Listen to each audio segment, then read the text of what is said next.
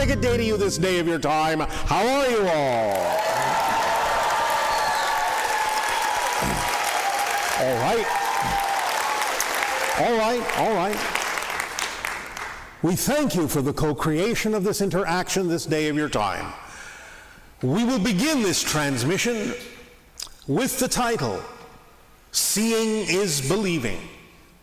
The idea is that your belief system is what creates what you experience in physical reality. The belief system is what forms the physical personality that then has the physical experience. The way this is done is generally as follows.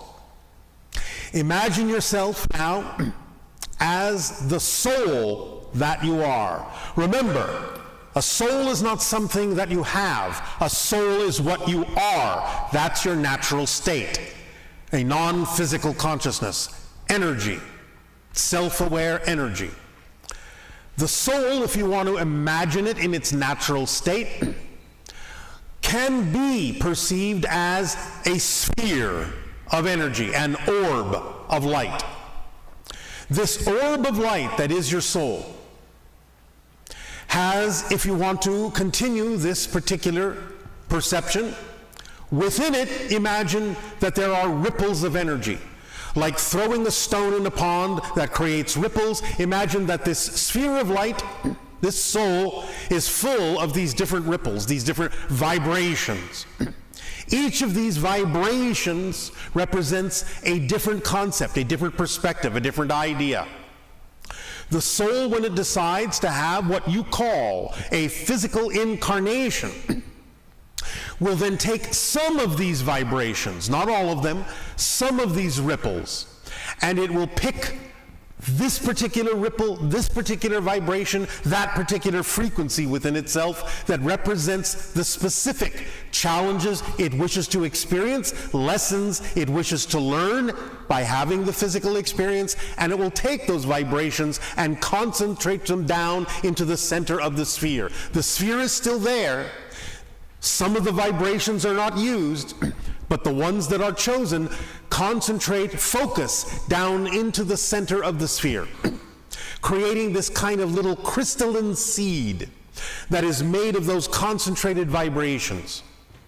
That crystalline seed is what you consider yourself to be as a physical personality, that physical focus. It's happening within the soul. I know that from your physical space-time point of view, you think of the idea of having a physical body that the soul comes into. But in fact, the truth is that your body is created within the soul. So it's more accurate to say, instead of that your body has a soul, that your soul has a body. It all happens within your consciousness. Everything that you're experiencing as physical reality is laid out in your consciousness, in this little focal point. Now, that focal point thus contains the idea of the different belief systems that are relevant for your physical experience and representative of the challenges and the lessons that you chose to learn based on those frequencies, based on those vibrations, those ripples you chose to concentrate down in the center.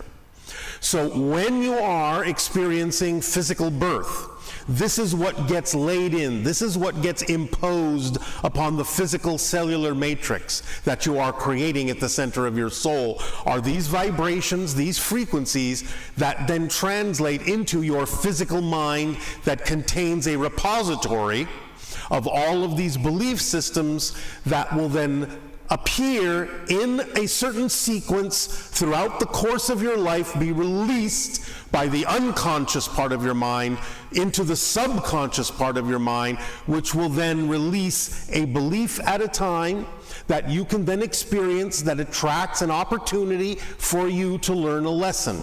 So the subconscious mind is like the gatekeeper that allows the repository of beliefs that are laid out for the life plan, the life path, to filter through at whatever rate the conscious mind, the physical mind, is ready to receive them, ready to deal with them, ready to interact with them, and ready to learn the lessons from what you have laid out. So this life path is created by you in spirit through consultation with your spirit team, your spirit guides, your soul family, your angelic team, extraterrestrials, extra-dimensionals, whoever is a part of your spirit team. You discuss all of these ideas about what you would like to experience next, how you would like to expand and accelerate your soul, how you would like to add to the expansion of creation itself through your unique experience and perspective. And you lay all this out, and then those are the vibrations that you concentrate in the center to give you that physical experience. So when you look at it over the idea of time, then you see that the soul, in a sense, concentrates down, has a physical experience, and then over time, when it has chosen its exit point to go back to spirit, what you call physical death, it will expand again, those vibrations back out, and then decide through consultation with your team what the next thing is you would like to experience. And if that is another incarnation, it doesn't have to be, but if it is, then it will choose other vibrations that are then representative of the next thing you wish to experience, concentrate them down again, go through that experience, start expanding it back out to let more of the soul through, softening that little crystal in the center to be more capable of letting through more of the energy of the soul. That's how you ascend, that's how you expand, that's how you become enlightened back to the diameter of the sphere that you are as a soul. And again, choosing another incarnation, concentrate down to the center. So the idea of what you call reincarnation is like the soul breathing out and in, out and in, out and in. Back to spirit, incarnation. Back to spirit, incarnation. Back to spirit, incarnation. This all happens within the soul. What you are experiencing right now is happening within the soul and is part of your life plan, your life path. That is why you are experiencing what you're experiencing today. It is all, in a general sense, been laid out, all for the purpose of you examining and exploring and acting on your passion, your energy, passion being the vibration of your true frequency, your soul vibrational frequency, in service to others by sharing your gifts and allowing everyone to see more and more every day on your life path who it is you truly are. More and more of your soul, your energy, your truth coming true, and allowing other people to experience that as an example of what they can experience too, because you all reflect to each other what you all need to know to be more of who you truly are. Does this make sense to you? Is this helping you? So when you allow yourself to understand that the beliefs that you lay out are the blueprint of what you experience, then you can understand that it is from that blueprint, from those beliefs, from the definitions that you buy into that are representative of the challenges that you chose to face and the lessons you chose to learn, then you can see that the belief system then needs to reinforce itself to make itself seem real, because physical reality isn't really real. It's not a real place. You have to convince yourself, because you are now still in spirit. A part of you, in a sense, is dreaming that you're not in spirit. That's, again, what physical reality is. You are pretending that you're not in spirit. So in order to allow that pretense to seem real, the belief that you have created has to reinforce itself in a particular way so that physical reality will seem solid and real to you. It reinforces itself through the idea of what you call emotions, thoughts, and behaviors. So it has to feel like it's real. You have to think that it's real. You have to behave as if it's real so that you get the reflection in the mirror of physical reality, in the mirror of your consciousness, that then proves that physical reality is solid and real. That's the only way you can experience it. Otherwise, if you had no beliefs about it at all, physical reality would disappear from your consciousness. You would see right through it transparently and return to the perspective of your full soul. Does that make sense? All right, so The idea being that the beliefs are the blueprint, then any time you have a feeling, an emotion, a thought pattern, a belief that leads to an action, physical action, you can always trace those actions, those behaviors, those thoughts, and those feelings back to what you have to believe to be true in order to feel, think, and behave the way you do and experience what you are experiencing on your physical life path experience. So you can always know it starts with the blueprint. The blueprint are the beliefs. The emotions, emotion, energy motion, are the builders, in a sense, the reinforcers. The thought patterns are the building materials. And the behaviors are the structure that you are constructing. So the idea is that if the structure of your physical reality seems off kilter, then you know that you have to trace it all back, just like an architect, to what the original blueprint has. And if the original blueprint has beliefs that are out of alignment with who you are, then you know that that misalignment is going to show up through the builders, through the building materials, and through the structure itself. So if you want to correct the structure, you have to go back to the blueprint, back to the beliefs, find out why you believe what you believe, ask yourself those questions, take a moment to investigate yourself with honesty and willingness to discover why you have chosen to lay out this belief in the way you have, because it's all part and parcel of the challenge you set up for yourself, the lesson you wanted to learn, and discover whether or not it's a belief you want to continue to hold on to, or whether you wish to replace it with a belief that works better for you. And in replacing it with a belief that's more in alignment with who you are, then the builders can work more cleanly, the materials will be more solid, and the structure will be true. And your physical reflection and physical experience will then reflect that to you so that everything is in alignment. Does that make sense? Are you sure? All right, just checking. So, the idea is that even though you say seeing is believing, it's believing is seeing. The beliefs determine what you are capable of perceiving. If you are not of a certain frequency, not of a certain vibration, it is physically not possible for you to even conceive of ideas that are in a different frequency. So, you have to be of the frequency first in order to even have a particular concept or inspiration that can help you move forward in the way that you have laid out for yourself. That's why it's so important to get in touch with your beliefs, to get in touch and examine and scrutinize that blueprint to make sure, this is the challenge in your life, to make sure that it is in alignment with who you prefer to be, how you prefer to experience your reality, how you prefer to discover who and what you really are, and how you wish to serve humanity by actions that are reflective of the gifts you have to share, because there is always going to be someone waiting to receive what it is you truly need to share in life. Always. There is always an audience for what you have to give. Otherwise, you wouldn't be excited about giving it. That would be pointless.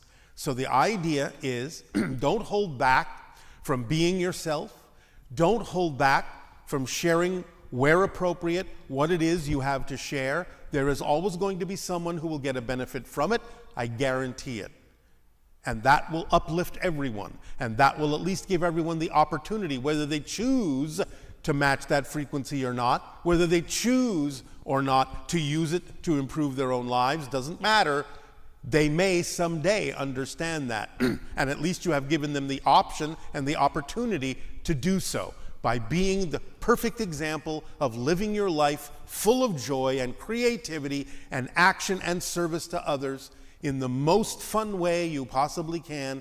And at least then when people see that, they will perhaps tomorrow, next week, next month, next year, 10 years from now, or even after they die, remember that and hold on to that and add it to their understanding and use it to make the decisions of what it is they would like to do next and what they would next like to explore as a soul. Make sense? All right. Now then, odd phrase on your planet, now then. Thank you for allowing us to share this idea with you. Soak it up, absorb it at your own pace. It's up to you. We share what we share with no agenda that you have to pay attention to us at all. I do what I do because it is my passion and my pleasure. So the idea now is we thank you for this co-creation and the opportunity to share this information with you. In return for the gift you are giving to us, I ask now, in what way may I continue to be of service to you? Please begin, if you wish, with your questions.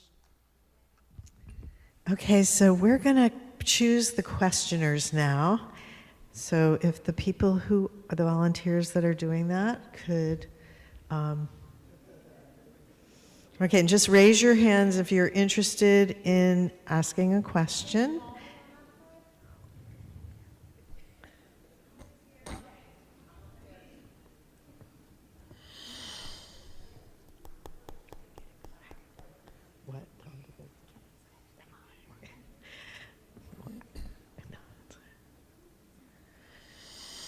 Okay, got your hands up? All right. You guys let me know when you're done picking everyone, and look at the card that you're given, because that will show you what your number is on the back. I think they're making their way in the back now.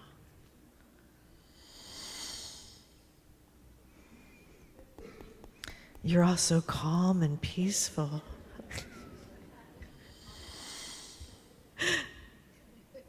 There'll be another chance this afternoon for you, for those of you who are in the front that didn't get picked yet.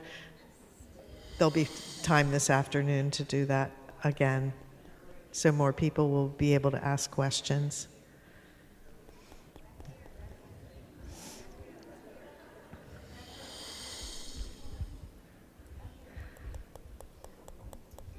So once all the questioners have been picked, can you all let me know and we'll get started?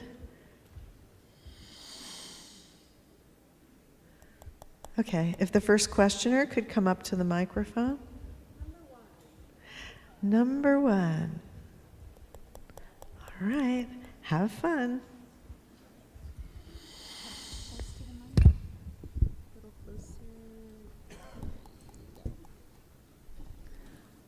Aveo Bashar. In service to you as well. That is what Aveo means in our language. Aveo, in service. Thank you. What would you like to discuss this day? I'm so curious and hope that you can tell me how Kailasa was created. Define. A complex in India built out of basalt rock in the ground. Ah, we understand your reference. This was done with ancient technology that no longer exists on your planet but is being rediscovered. It was done by humans with the assistance of extraterrestrial knowledge. Does that answer your question, or did you want something more specific? Did it happen 900 years ago? That seems so recent. No, it is much older than your people think, as are many of the structures on your planet that are constructed in the same way, with the same technology. Many of them are thousands upon thousands of years old. That feels more right to me.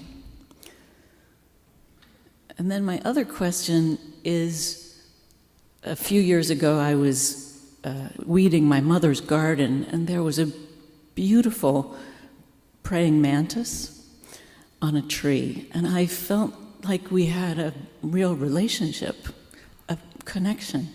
That's because you have been exposed to the mantis beings. Do you understand what we are referring to? I do, and I'm surprised. Why? I didn't know that. You, like many people, are part of the hybridization program. The mantis beings are the ones that oversee and are in charge of the hybridization program. Therefore, exposure to the mantis beings and then exposure to the actual insect on your planet can trigger a memory or a feeling of your encounters with the mantis beings who look similar. It was an amazing experience. And still is. Yes. Does that help you? It deepens All right. my memory. Thank you.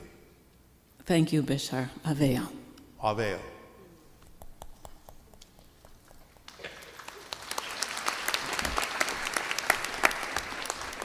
Oh, thank you for applauding yourselves.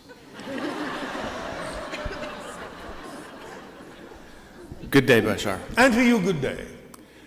Recently, I happened to see a podcast where a fellow named Daniel Sheehan, who some One would call... One moment. Repeat that. I recently saw a podcast with someone named Daniel Sheehan, Yes. who was talking about something he became aware of, where there was an experiment up near the Canadian border where a remote viewer had been hooked up in the 70s and broadcast a thought to a certain county to file their taxes all the way across the country in a small town like in Maryland. And it turns out that close to 60 or 70% of the people in this county actually did that. The implications of that are staggering, particularly considering the change in technology over the last 50 years. Is this type of technology in use currently to help to manipulate the human consciousness on this planet? Attempts have been made to do so, but also at the same time, there are countermeasures to that idea. So do not in any way, shape, or form be concerned about the negative idea or version of that concept and focus on the positive concept, the positive side of it being that you are all telepathically connected and that remote viewing is simply an expression of that idea.